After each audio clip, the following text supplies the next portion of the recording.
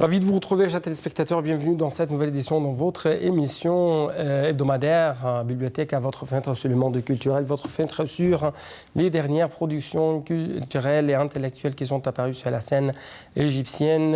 Et cette fois-ci, nous avons un rendez-vous tout à fait spécial parce que nous allons vous présenter une œuvre qui a été publiée durant les années 90. Avec plus de précision, une œuvre qui a été publiée plus de 20 ans. En fait, l'eau est la richesse la plus importante au Proche-Orient. C'est pourquoi, selon cette œuvre intitulée « Les guerres de l'eau », dans la prochaine période, les conflits au Proche-Orient seront déroulés non pas comme c'était le cas auparavant sur le pétrole, mais cette fois-ci sur l'or bleu, c'est-à-dire l'eau. Il y a quelques questions très importantes en ce qui concerne quelques questions traitées dans cette œuvre. Par exemple, est-ce qu'il y a des tentatives pour affamer et assoiffer l'Égypte? Est-ce que la faiblesse de la Turquie et de l'Irak est dans l'intérêt de la Turquie? Donc, ce sont des questions très importantes dont on va discuter durant les prochaines minutes avec notre cher invité qui se trouve aujourd'hui au studio de l'Antenne Internationale. Mais avant de commencer cette discussion, je dois vous inviter, chers téléspectateurs, à jeter ou à jeter un coup d'œil plutôt sur cette œuvre intitulée « Les guerres de l'eau ».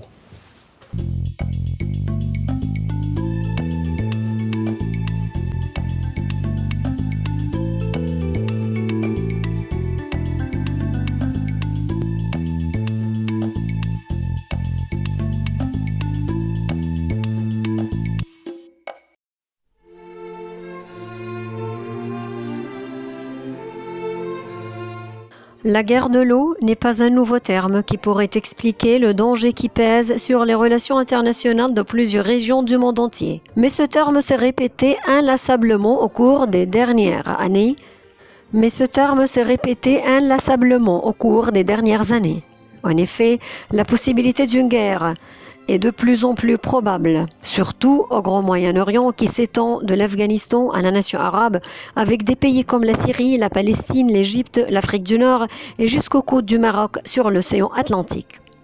L'eau est et sera toujours l'une des plus importantes ressources naturelles. Elle est la source de la vie. Sans elle, aucun être vivant ne peut survivre et la plupart des machines ne peuvent pas non plus fonctionner.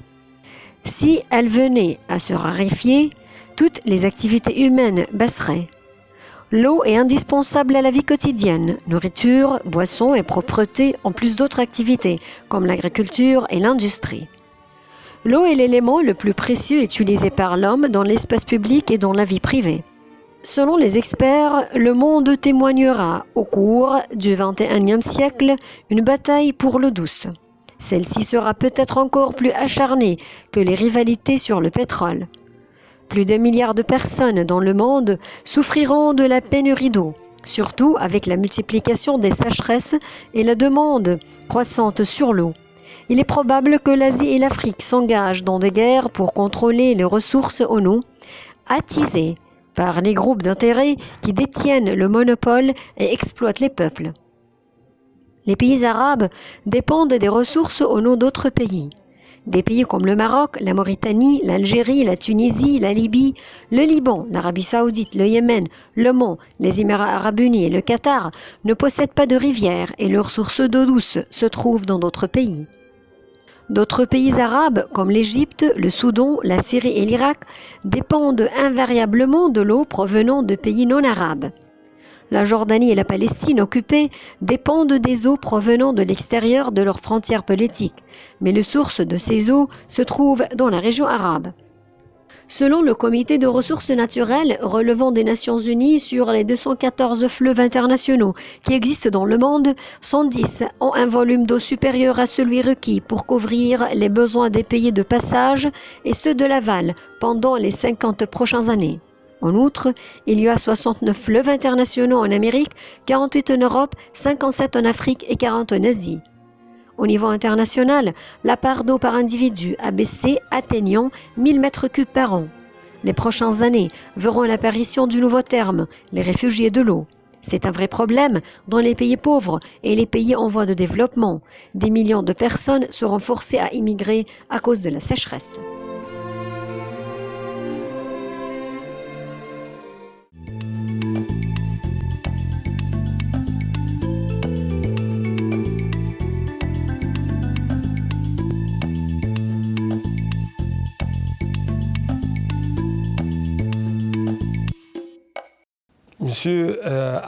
Monsieur Hachem Ahmed Mohamed, أهلا بك يا فندم في قناة النيل الدولية. De Nile TV international et ce livre Les guerres de l'eau et les combats prochains au Proche-Orient, on voit que c'est un livre qui fait allusion à une vérité réelle, que l'eau est une colonne vertébrale et artère vitale également à la formation de la région et la vie des peuples. Laissez-moi vous demander au début que vous avez participé à traduire ce livre. Oui, j'avais traduit ce livre exactement. Pourquoi vous avez choisi ce livre notamment pour le traduire? Le sujet de l'eau est un sujet vital qui intéresse tous les êtres humains et notamment dans les pays où il y avait que l'eau, il y avait une certaine rareté de l'eau. L'Égypte dépendait d'une façon principale sur l'eau du Nil comme une ressource principale en Égypte parce qu'elle dépendait sur la rivière du Nil, formait 95% par les ressources de l'eau et l'autre pourcentage dépendait sur l'eau profonde. Je ne veux pas traiter l'Égypte d'une façon directe, mais laissez-nous parler un peu en ce qui concerne que la rareté de l'eau qui permettait à certains pays à imposer la souveraineté, également la dominance et en ce qui concerne les rivières et les pays prochains ou les pays qui sont alentours, c'est un point de combat ou de la paix. On peut dire qu'il y avait des pays affluents et il y avait la rivière internationale qui est la rivière passant à plus d'un pays et il y avait également 214 rivières internationales, dont 110 rivières. L'eau également, il y avait plus de l'eau et qui répond aux besoins de tous les pays africains. Il y avait des pays également qui souffraient de la rareté de l'eau, notamment les pays qui sont au sud du continent, mais les pays qui sont en nord souffraient de la rareté de l'eau. Il y avait également une des réalités très importantes dont l'écrivain de ce livre, Jean Bollock, a fait allusion et il avait pris en considération que les Israéliens et les Arabes affrontaient sur un pied d'égalité des questions vitales en ce qui concerne l'eau qui va décider le destin de leur pays et de leur peuple. Laissez-moi vous demander pourquoi Jean Bollock, l'auteur de ce livre, avait atteint ces réalités. Au début, Jean Bollock et Iyad Darwish également, ce sont deux journalistes et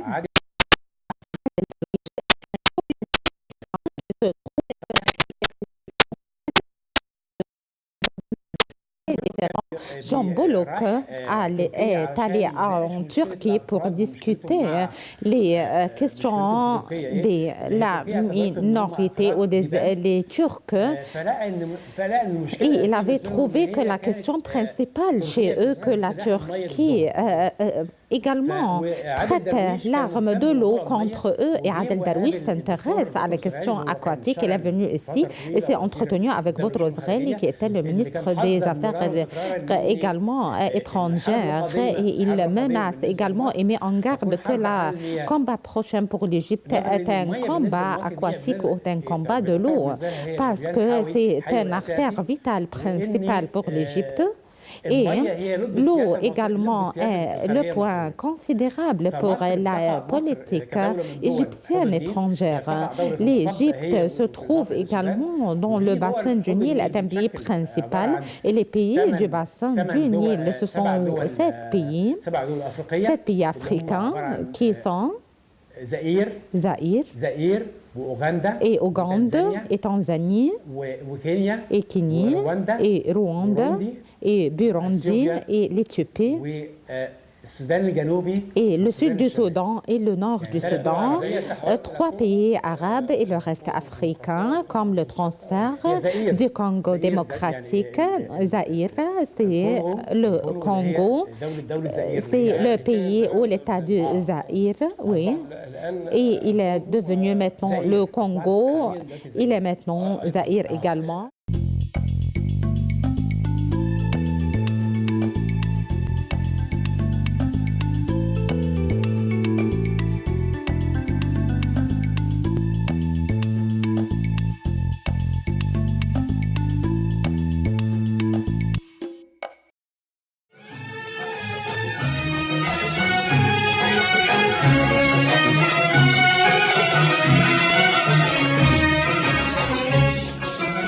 سمعت في شطك الجميل ما قالت الريح للنخيل سمعت في شطك الجميل ما قالت الريح للنخيل سمعت في شطك الجميل ما قالت الريح للنخيل سمعت في شطك الجميل ما قالت الريح للنخيل يسبح الطير أم يغني ويشرح الحب للخميل وأصل تلك أم صبايا شربنا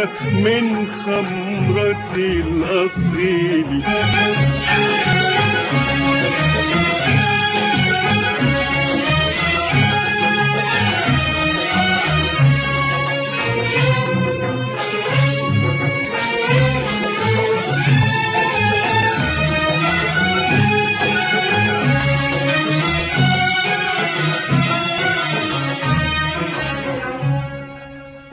وزورق بالحنين سارا أم هذه فرحة العذارى تجري وتجري هواك نارا حملت من سحرها نصيبي تجري وتجري هواك نارا حملت من سحرها نصيبي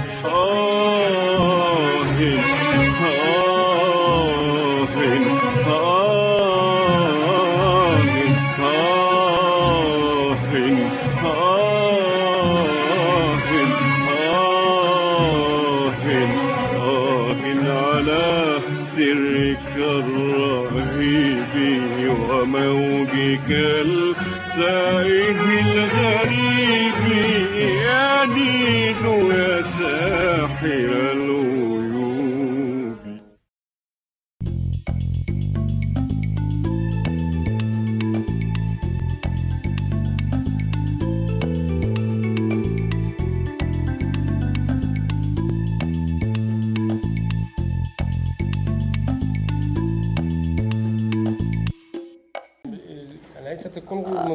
Le Congo n'est pas parmi les pays du bassin du Nil. Le Congo est un pays, oui, il est transféré. Zaïre a transféré à Congo. Bon, en tout cas, il y avait un des réalités les plus importantes, c'était par ce livre, que le pourcentage, 85% de l'eau ne sont pas, pour les pays arabes, venant des ressources non arabes. Et ici, l'auteur de cette œuvre avait fait allusion à des estimations effectuées par le Pentagone américain en 1992 en ce qui concerne les combats éventuels au Proche-Orient et qui révèlent ou exigent exige l'intervention des forces armées américaines sur le déclenchement d'une guerre entre la Turquie et la Syrie en ce qui concerne la question aquatique. Ces rapports ont été effectués à la fin des années 80 et au début des années 90, plus de 20 ans. Bon. Maintenant, comment vous voyez ce qui a été exécuté ou ce qu'on peut prévoir depuis 20 ans? Au début, les sunnites qui sont premiers et qui venaient et qui ont établi leur pays sur la Palestine, ils veulent pour un but principal à concentrer sur l'eau et avoir l'agriculture primordiale au bord du Nil, notamment la rivière qui venait des territoires libanais et qui coule également dans la région. L'Israël, toutes les tentatives pour Israël veulent également contenir et obtenir la plus grande quantité de l'eau de la rivière jordanienne qui se trouve par trois ressources, la rivière de Al-Hasabani qui venait des territoires libanais et qui également donne toute l'eau à la rivière Jordanie et la rivière du Ben Yasser également et la rivière du Dan qui se trouve principalement en Israël avant 1948. Israël, au début des problèmes essentiels, Israël pensait, ou les leaderships israéliens pensaient dès le début d'avoir l'arme en longueur pour l'eau qui se trouve dans la région.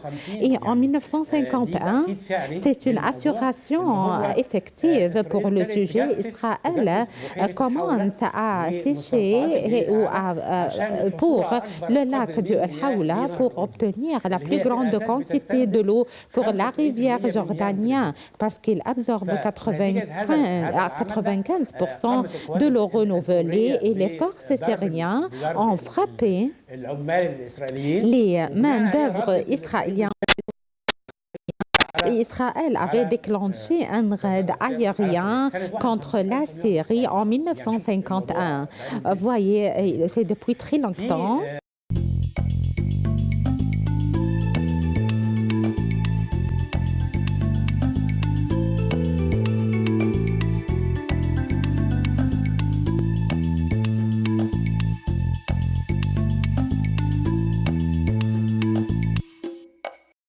Actuellement, chers téléspectateurs, nous devons aller à une bibliothèque d'Égypte afin de rencontrer un des non-lecteurs qui va nous parler d'un livre qu'il va choisir et qu'il va nous présenter.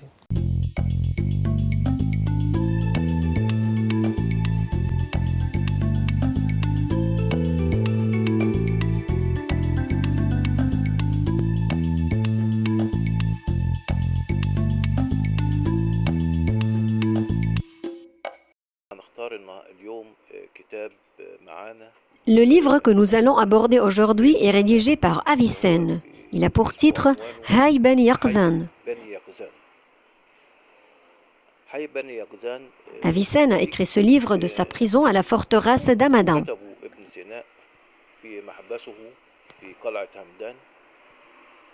Comme nous le savons, les bibliothèques ont transmis la philosophie grecque et ont traduit de la langue grecque surtout les livres scientifiques.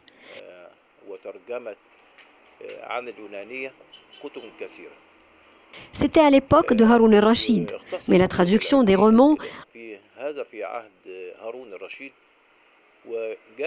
a un peu tardé et personne ne s'est intéressé aux romans. Notre livre rédigé par Avicenne s'intéresse aux romans.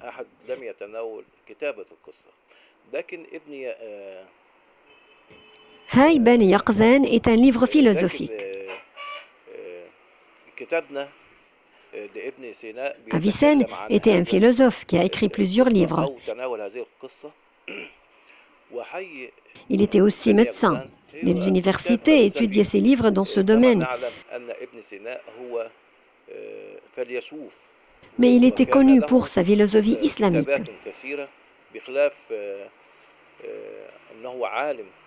Il a occupé un certain nombre de postes. Il a travaillé comme ministre, enseignant et savant.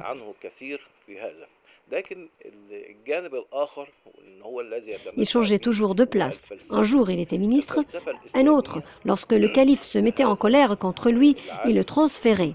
À l'époque où il a écrit le livre, il était enfermé dans la forteresse d'Hamadan. Il a eu l'idée de rédiger un roman et il était le premier à le faire. Ce roman avait pour but d'enrichir la littérature arabe.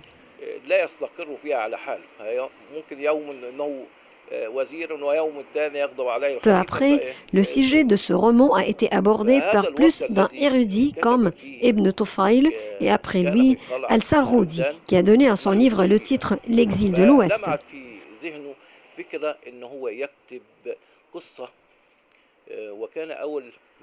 Ensuite est venu Ibn Nafis et a lui aussi traité ce roman. C'est un roman philosophique. Il faut éclaircir le titre du roman. Hay Bani Yaqzan, que voulait dire Avicenne à travers ce titre?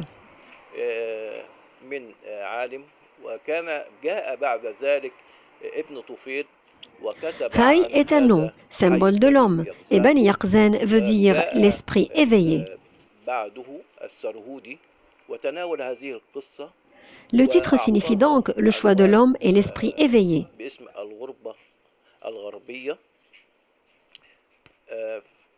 Avicenne a commencé par présenter le principal protagoniste en posant une question au cheikh. Quel est votre nom? Hay Bani Yaqzan, a-t-il répondu. On lui a dit, d'où venez-vous, cheikh? Il a dit, de Jérusalem. Que faites-vous dans la vie? Il a répondu, je suis un touriste qui fait le tour du monde.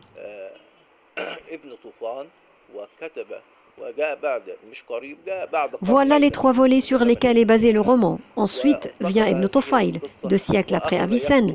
Il aborde le même roman et a écrit sa philosophie.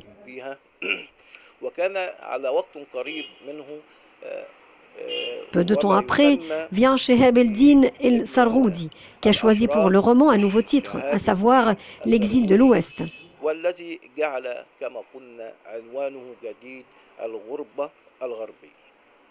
La philosophie d'Avicenne a abordé l'esprit humain et la vie dans l'univers d'Allah le Tout-Puissant.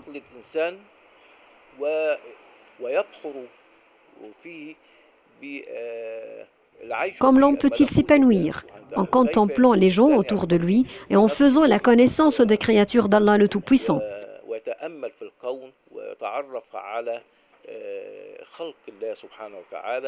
Voilà la philosophie islamique. Il a pris la philosophie grecque et a voulu l'adapter à l'islam.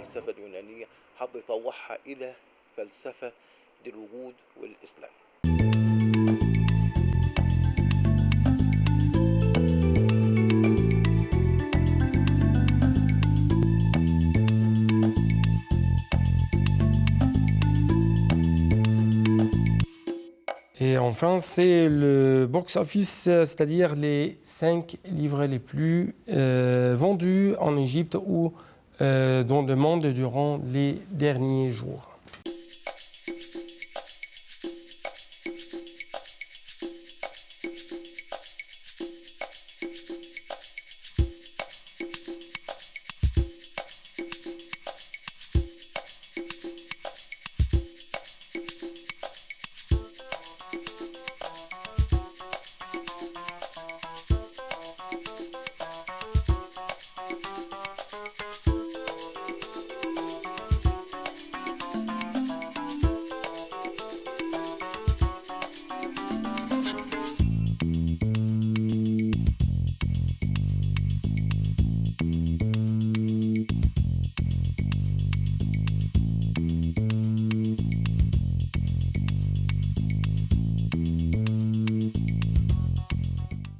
Merci beaucoup pour votre attention, pour votre fidélité, chers téléspectateurs. Rendez-vous à la prochaine. Au revoir.